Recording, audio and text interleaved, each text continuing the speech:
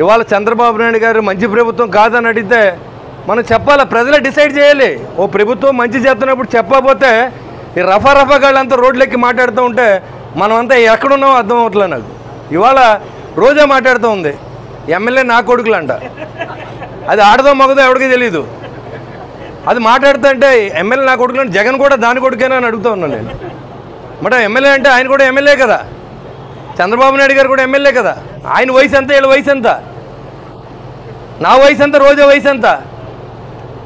ఇలాంటి దురదృష్టకరమైన బూతులు కొంతమంది కాపుల్ని ఉసుగొల్పి వాళ్ళతోనే స్టేట్మెంట్లు. అంబటి రాంబాబు, పేరు నాని, పనికిమాల వాళ్ళంతా వచ్చి దబ్బుంటే అరెస్ట్ చేసుకోమన్నారు. వీళ్ళు ఒకటే వంక.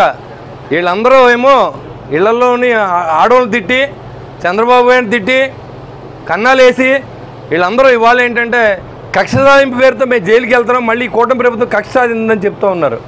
వేల కోట్ల రూపాయలు కుంభకోణాలు ఉన్నాయి లోకోడు వెనకాల. ఇవాళ మిథున్ రెడ్డిని అరెస్ట్ చేశారు. రాబోయే రోజుల్లో జగన్మోహన్ రెడ్డిని కూడా అరెస్ట్ చేస్తారు. దాంట్లో ఎలాంటి ఆశ ఇది లేదు. ఎందుకంటే గజ దొంగ అతను. వీళ్ళందరూ మామూలు దొంగలేదు, గజ దొంగ.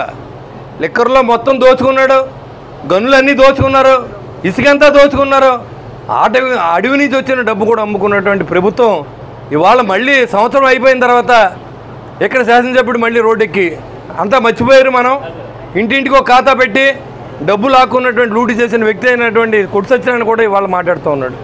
ఇంతకంటే దురదృష్టం ఇంకోటి ఏమి ఉండదు. సంవత్సర కాలంలో ఎవరు మర్చిపోరు. ఇవాళ బాధితుల సంఘంగా కొట్టు సత్యనారాయణ బాధిత సంఘాన్ని కూడా ఏర్పాటు చేయబోతూ ఉన్నాం. ఎవరైతే డబ్బు ఇచ్చి మోసపోయారో ఉద్యోగాలు కానీ వాళ్ళందరూ కూడా నా దగ్గరకు వచ్చి